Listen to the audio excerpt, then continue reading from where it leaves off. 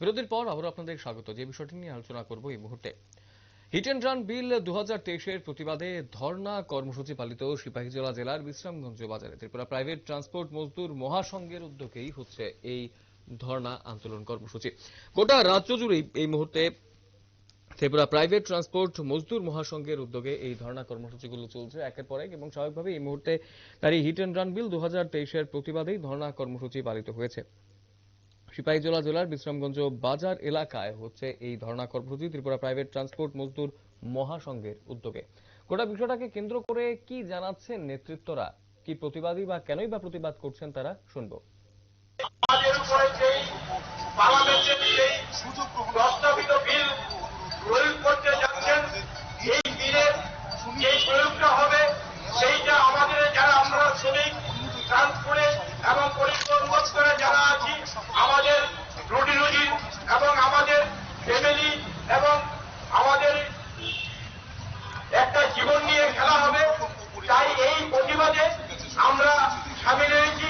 সেই প্রতিবাদে বলা হয়েছে বাস্তবিক যে প্রস্তাব বিল গ্রহণ করতে যাচ্ছেন পার্লামেন্ট, ওই পার্লামেন্টের প্রস্তাবে লেখা আছে যারা দুর্ঘটনাগ্রস্ত করবেন চালকরা তাদের 5 লক্ষ টাকা জরিমানা হবে, 10 বছরের জেল হবে।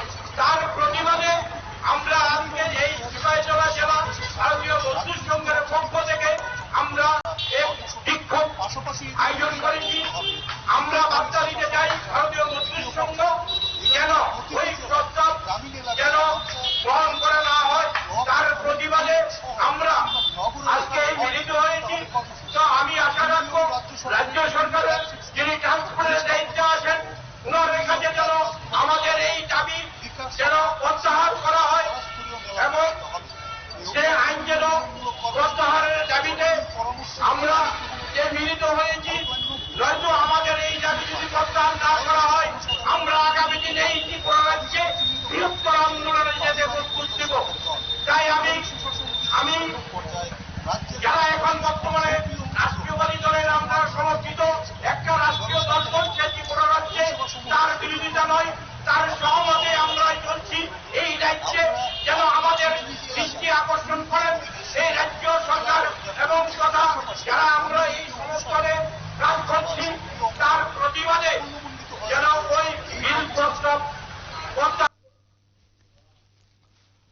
আপনারা শুনলেন সংশ্লিষ্টদের কি বক্তব্য রয়েছে, এবং আজকের এই আন্দোলনকে কেন্দ্র করে স্বাভাবিকভাবেই এই আইন বাতিল করতে হবে এমনটাই কিন্তু জানিয়েছেন তারা, না হলে বৃহত্তর আন্দোলন গড়ে তুলবেন তারা।